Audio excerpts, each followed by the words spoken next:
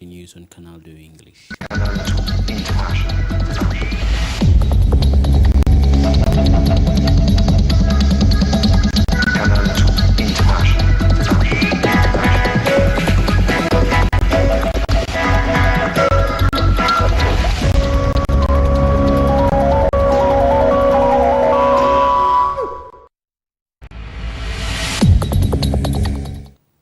Welcome to the news on Canal English.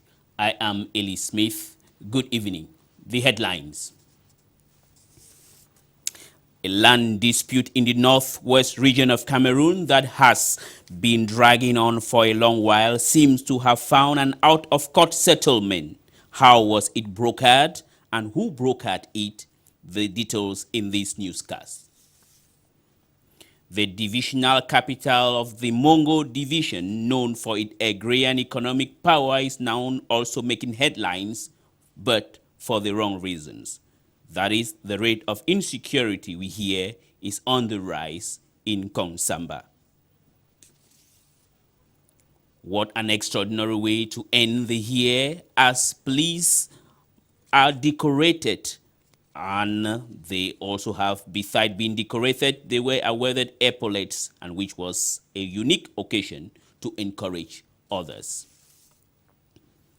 Citizens of Central African Republic are voting in a presidential and parliamentary elections. Thus, it is hope will end the merry-go-round of instability in that mineral-rich but poor Central African nation.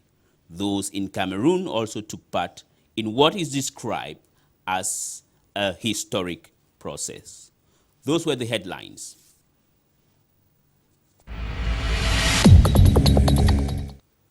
Once again, good evening and welcome. Once again, we are going to begin this news with something which is always recurring in the city of Douala. That is fire outbreak. This time around, a wildfire has not only taken the lives of 3 people, it has also erased 3 buildings. And once again, it is Ndi Morin who was there and brought back this report. Rond-Point Dakar in Douala has again been hit by another trying experience as wildfire engulfed the area, ravaging 2 shops and 3 houses. Eyewitnesses say the fire, which sparked off at about 2 a.m. Wednesday, led to an incomputable loss of property and merchandise. Shop owners are helpless in the face of the situation.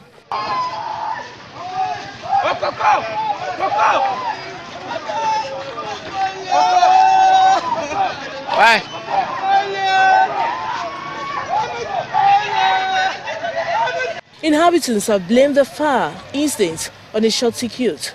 The haphazard construction of houses is said to have blocked firefighters from accessing the area. This explains why the fire consumed more buildings than was expected.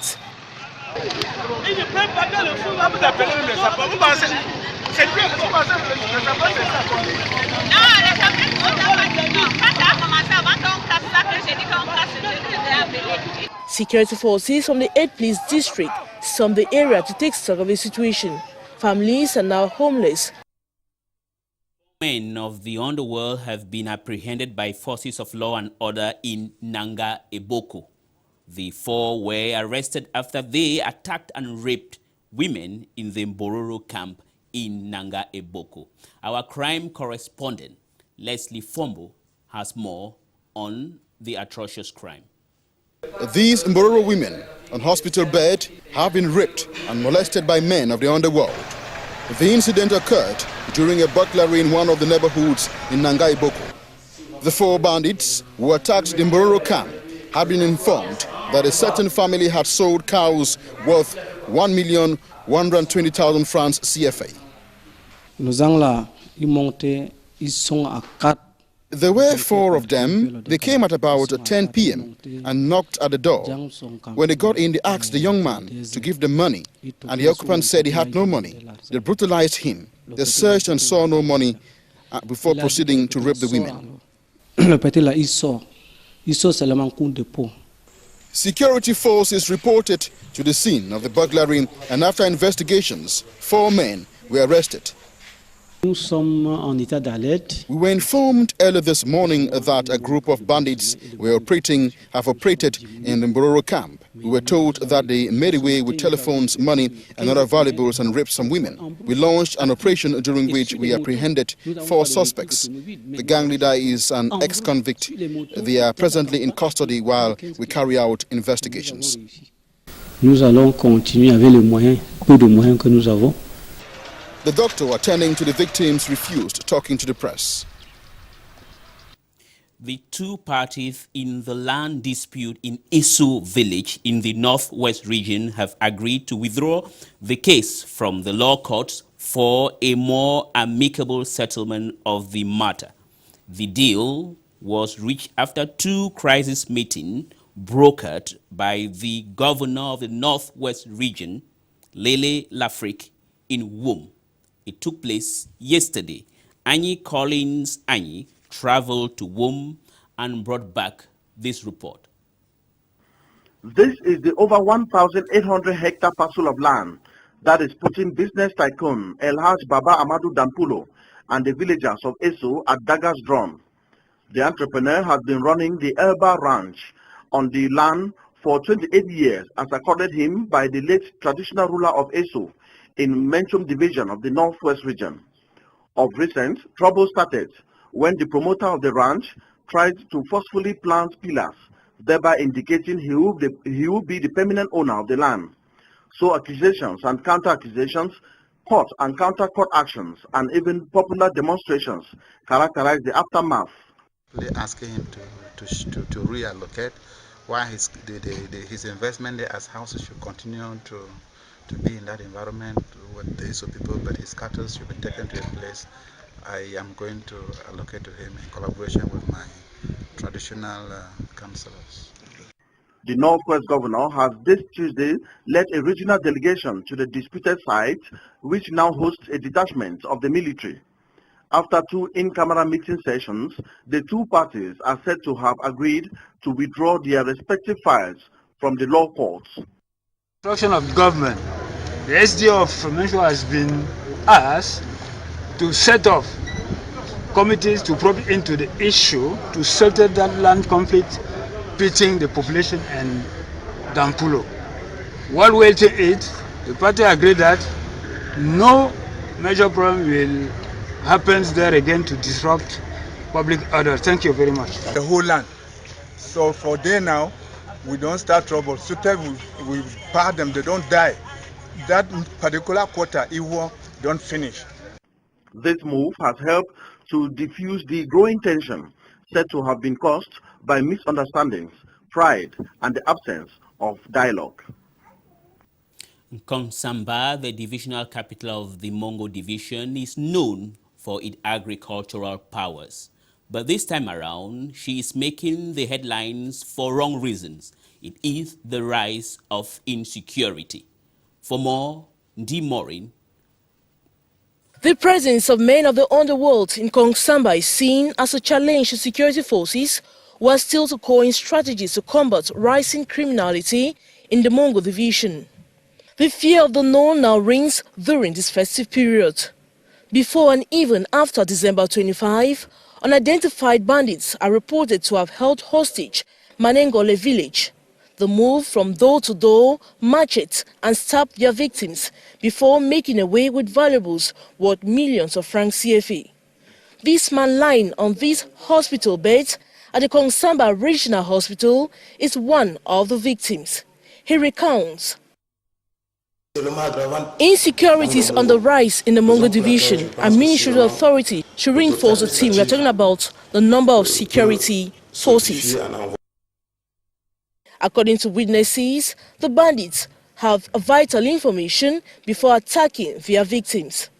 Their victims are mostly treasurers of associations and individuals who have just withdrawn money from the bank. After Melong, the bandits have now moved to Melong. This man is one of the victims. He received several bullets on his leg.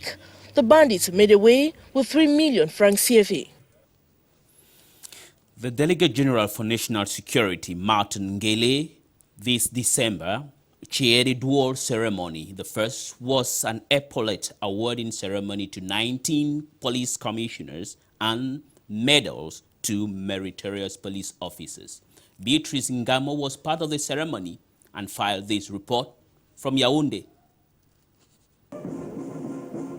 Recognition was at the center of the double ceremony at the explanade of the police headquarters this December 30th, 2015, acknowledging the efforts and loyal services of committed police officers.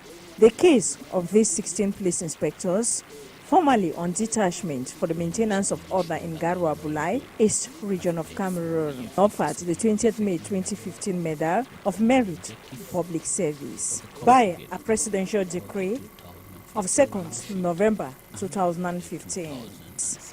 This in honor of the services they rendered, especially at the Cameroon Central African Republic frontier. Difficult task following the frequent attacks from the Central African rebels, but which they, in all determination, made sure they are pushed, keeping the population of Garoua Bulai in all security. This medal is a kind of reward for their devout engagement of these police officers. Epaulets were also awarded to some 19 newly promoted officers. They include 9 police commissioners and 10 senior police superintendents. This promotion to me, first of all, represents a mark of confidence that the police hierarchy has bestowed on me. It's also an invitation for harder work. Moments of great joy as the recipients of the day expressed their gratitude first to the Almighty, the Alpha and Omega, the head of state, and then hierarchy for the promotion.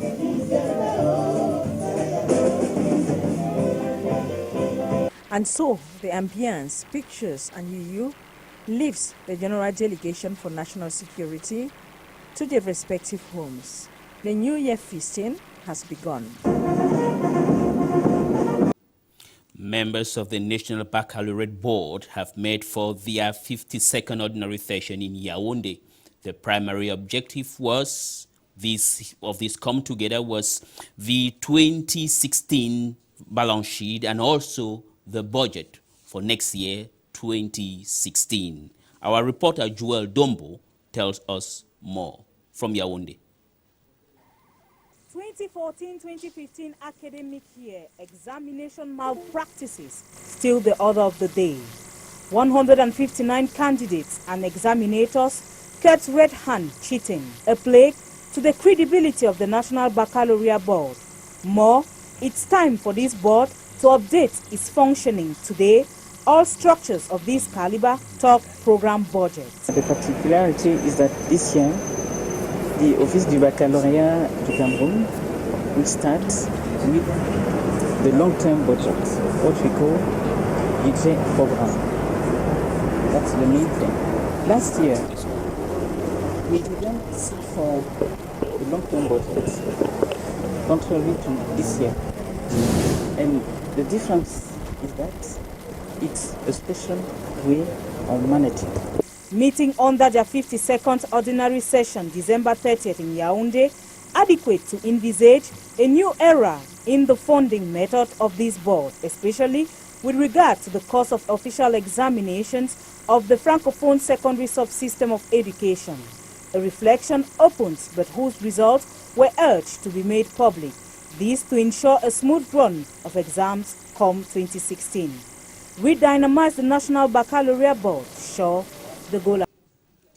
500 pupils attending classes in the government primary school Mambrat in Nanga, Eboko might not begin school on the 4th of January 2016.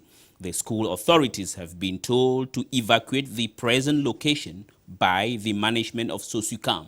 Sosukam claims the school has been constructed on company land. Once again, Leslie Fomo. This is government primary school Mambrat in Banjok. The 500 pupils attending classes here might not be resuming schools on January 4, 2016. The management of the sugar producing factory, Sosukam, has ordered the school authorities to evacuate the premises. The factory claims the school has been constructed on land belonging to the company. Sosukam nous reproche d'être sur son terrain. Sosukam is accusing us of using their land. Before constructing here, we were issued a certificate indicating that the land belongs to us from the council. It's been 2 weeks now since we received a notice. We met the management of Sosukam and they said it was a way to keep the kids from the company, which can be dangerous for them. But I believe they want us to leave. Au départ, c'est une agréable surprise de voir Sosukam qui commence à nettoyer. The prefect for the Upper Sandaga, Albert Nanga Dang, says the situation has been aggravated by individuals with no mastery of the issue. He, however, said measures will be taken to solve the problem. We are going to use this opportunity to look into the problem and seek solutions to it. Government Primary School Mambrat in Banjok was created by a 2005 ministerial order. Before relocating to the present site, the school was situated in the suburbs, where insecurity was the order of the day. The new Executive Bureau of the Circle of Friends of Cameroon, abbreviated as CIRAC, has a new bureau already, as I have announced. The ceremony that took place at the headquarters of the organization was chaired by the General Coordinator, Linda Yang, who is the wife of the Prime Minister of Cameroon. Beatrice Ngamo tells us more about the ceremony. The new Executive Bureau of the Circle of Friends of Cameroon has been installed. Au nom de la Première Dame du Cameroun, son Excellence Madame Chantal Biya. In the name of the First Lady, founding President of CIRAC and President of CIRAC Executive Bureau, Chantal Biya, I now declare you installed in your respective function. Dans vos fonctions respectives au bureau du CIRAC. This was during a ceremony at the head office of the association, chaired by the General Coordinator, Linda Yang. The new office covers the cabinet of the founding president, the vice presidents, general coordinator, honorary members, general secretariat, treasurer, auditors, presidents of the different administrative, technical and sectoral units in the national and diplomatic wings, alongside regional delegates and team. All in all, many were maintained, but some new blood were injected to not only reinforce the team, but maintain the dynamism that has been existing since 20 years now. The General Coordinator exhorted the new team to do all to continue to keep the confidence bestowed them by the founding president, Chantal Biya. Through love, respect, solidarity, fraternity and sharing, uplift numerous challenges faced. For success depends very much on infatuation, availability, abnegation, good manners, open and team spirit. As the old members were advised to help proper follow-up, faster and easy integration of the new ones. The commitment and engagement of all members, the General Coordinator said, should be total. Attendance compulsory for all meetings, individual financial contributions up to date, as it is what permits the association meet at different projects. The new Bureau of CIRAC, it should be noted, was appointed last December 16, 2015 by the founding president Chantal Biya during CIRAC's 23rd General Assembly.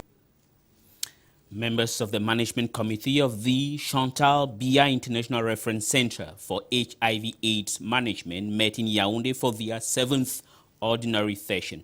The discussion was chaired by Jean-Stéphane Mbiacha, the head of the committee. Once again, Beatrice Ngamo reports from Yaoundé. So important issues were at the center of the 7th ordinary session of the management committee of the Chantal Biya International Reference Center for research on HIV/AIDS prevention and management this December 29. They include the budget proposal for 2016 and the examination of the 2015 activities report of the center alongside performance plans. Chaired by the president of the management committee, Jean-Stéphane Mbiacha. The December session is that of budgetary also, occasion for the vice president and member of the scientific committee, Professor Rose Lek and Professor Abe Musi, to give a rundown of proposals to the management committee, this for better budgetary planning. Being a multidisciplinary public structure with a national and international vocation, the Chantal Biya International Reference Center has as general objective improve knowledge and quality of treatment and services to HIV/AIDS patients. The management committee is therefore charged with fixing objectives and program actions, ensure mobilization by administrative and competent organs, the needed financial resources, adopting budget and financial accounts and status, control management through administrative and financial services of the center. The 2015 budget of CIRCB, it should be noted, was evaluated at 6.9 billion CFA francs.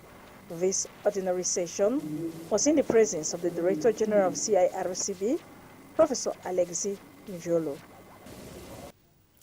Stade Renard of Melon, who are champions of the second division in the Littoral region, have presented their trophy to the senior divisional officer of Mungo division. It was a wonderful moment for the population of Melon.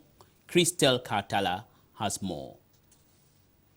It was a joyful moment for the population of the Mungo division as a whole and Melon in particular, as they received Stade Renard of Melon, champion of the second division in the Littoral region, as they presented their trophy. The ceremony took place in presence of the senior divisional officer of the Mungo division, Thomas Ona. It is a great pleasure for us to welcome the winning team here, Stade Renard of Melon, after their victory in the second division championship. It is a very important moment for us in the Mungo division. They have always been present in the sportive domain with UMS Loom, who won the first trophy. Few weeks back, it was UMS Loom, winner of the 2015 Cup of Cameroon, and today Stade Renard of Melon, many reasons to be happy. Our aim is to satisfy the population of Melon. They love football. In our meeting, we have always told the mayor that we have to do everything possible to bring up this team, and the mayor has encouraged the team, so everybody is happy. It is a great pleasure for the population of Mungo and Melon. They needed a team of this category. I think by the grace of God we got one. That is why the population is very happy. The senior division officer encouraged the team to be disciplined and continue to work hard so as to reach the top. Out of Cameroon, we are going to neighboring Central African Republic, where polls have opened in the Central African Republic in delayed presidential and parliamentary elections aimed at restoring stable government after years of turmoil. 30 candidates are vying to replace interim leader Catherine Samba-Panza. UN peacekeepers are patrolling this to stop a repeat of the clashes during a recent referendum on a new constitution.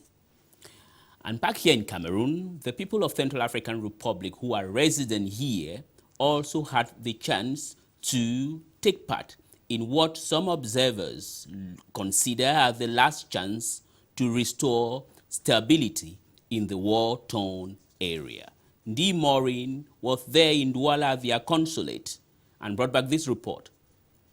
Proud, excited and enthusiastic Central African citizens queue up at this polling station to perform their civic rights, that of choosing the right leader that would carry forward the nation to another level.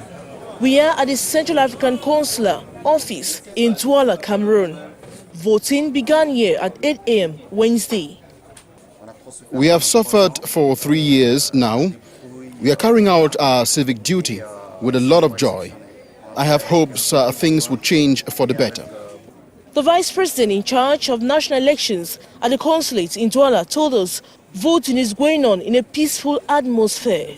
A similar observation disclosed by representatives of different candidates vying to replace interim leader Catherine Samba-Panza. The consulate has 7 polling stations. We have more than 3,000 Central African citizens in Douala. All is going on well. The presidential and legislative election is aimed at restoring democratic rule after years of inter-religious violence in which thousands have died. It should be noted, 30 candidates are competing for the presidency, but in the absence of opinion polls, or an incumbent, Central African citizens say it is hard to predict a winner. Leading candidates include former Prime Minister Anise George, Dolokwele and Martin Zengele. We hope that it will really bring peace back in the Central African Republic. That was all we were able to put together in our newscast today. Our hearty greetings to our teaming viewers in Nanga, Eboko, located in the central region of Cameroon. Tomorrow is another day, God willing.